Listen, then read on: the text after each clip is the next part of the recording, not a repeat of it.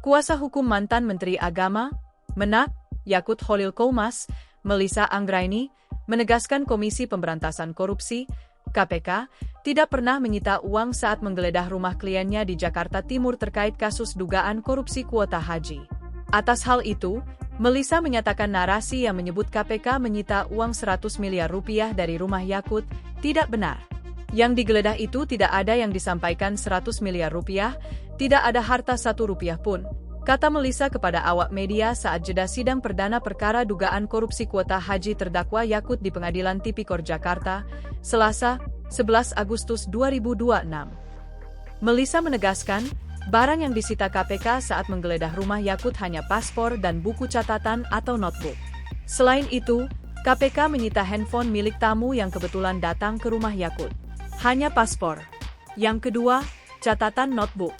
Yang ketiga, handphone tamu yang kebetulan datang. Enggak ada uang 1 rupiah pun, tegasnya. Kemudian terkait dakwaan penuntut umum, Yakut melakukan tindak pidana korupsi terkait pengisian kuota haji khusus tambahan tahun 2023 dan 2024, merugikan keuangan negara dan perekonomian negara hingga 622 miliar rupiah. Melissa mempertanyakan dakwaan kerugian negara tersebut. Pertama, yang jadi persoalan adalah yang mana uang negaranya? Ini kan uang jemaah yang diambil dari keuntungan PIH, gitu. Jadi enggak ada uang negaranya, karena uang jemaah ini akadnya itu bukan akad kayak dikelola negara, ya.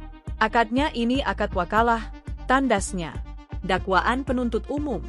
Mantan Menteri Agama, Menak, Yakut Kholil Koumas didakwa melakukan tindak pidana korupsi terkait pengisian kuota haji khusus tambahan tahun 2023 dan 2024.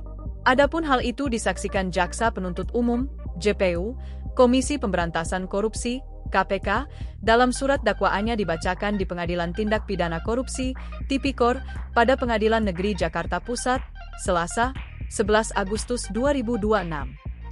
Turut serta melakukan perbuatan secara melawan hukum yaitu melakukan pengisian kuota haji khusus tambahan tahun 2023 dan 2024 dengan jemaah haji khusus tanpa masa tunggu. 2. Jemaah haji khusus dengan masa tunggu X tahun, TX. Tidak sesuai dan mekanisme yang berlaku dengan tujuan untuk mengakomodir permintaan dari Asosiasi Penyelenggara Ibadah Haji Khusus, PIH, kata jaksa di persidangan. Lanjut jaksa hal itu disertai dengan penerimaan fee percepatan dari para jemaah serta mengalihkan dan mengatur penetapan pembagian kuota haji khusus tambahan tahun 2024 sebesar 50% tanpa landasan kajian teknis yang bertentangan dengan perundang-undangan. Atas perbuatannya tersebut, Yakut Kholil memperkaya diri sendiri, orang lain, atau suatu korporasi.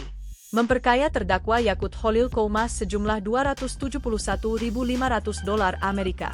Kemudian memperkaya orang lain yaitu Isfah Abidal Aziz alias Gus Alex sejumlah $5.233.800 Amerika dan 330 juta rupiah. Rizky Visa Abadi sejumlah $475.000 Amerika dan 50 juta rupiah, Abdul MUI sejumlah $308.500 Amerika, Ridwan Kurniawan sejumlah $512.500 Amerika dan 250 juta rupiah. Iyah Nuriyah sejumlah $70.000 Amerika, Dodi Syuhada sejumlah $59.500 Amerika, Kamal sejumlah $3.000 Amerika, Adam Fakih Mukoddam sejumlah $3.000 Amerika.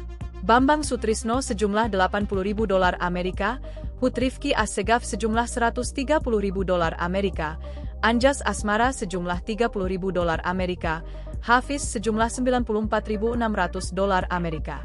Kemudian Maki Abdul Soleh sejumlah $5.000 Amerika, Rau Kurniawan sejumlah $18.500 Amerika, Rahmat Wildan sebesar $7.000 Amerika, Farid Aljawi sejumlah $52.500 Amerika. Selanjutnya Ahmad Taufik sejumlah $126.200 Amerika, Muzaki Holis sejumlah $84.500 Amerika, Badrus Salam sejumlah $4.500 Amerika, Muhammad Zaki Yamani sejumlah $353.600.000 rupiah. Lalu Amaluddin Wahab sejumlah $602.600 Amerika, Syihabul Muttaqin sejumlah $493.400 Amerika, Tauhid Hamdi sejumlah $20.000 Amerika, Ali Maki sejumlah $19.600 Amerika dan Buhari Yusuf sejumlah $56.000 Amerika.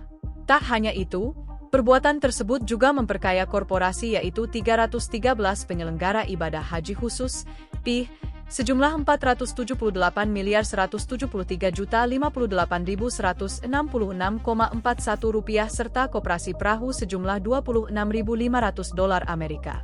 Atas perbuatannya tersebut ex-Menak Yakut Holil merugikan keuangan negara atau perekonomian negara yaitu sejumlah Rp622.907.207.166,4.